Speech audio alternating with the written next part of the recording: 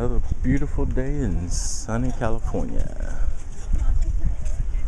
You hear Andy say that he double booked, that he booked the room down here at the beach house and down there at the other place also.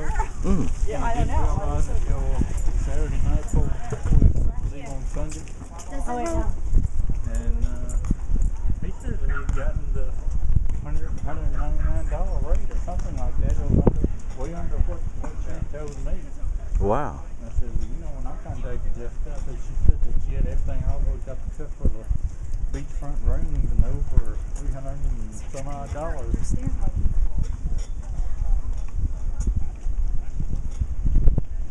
Maybe we should let Andy do it.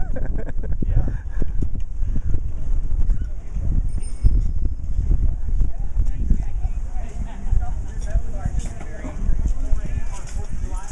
Very good humor. Filming.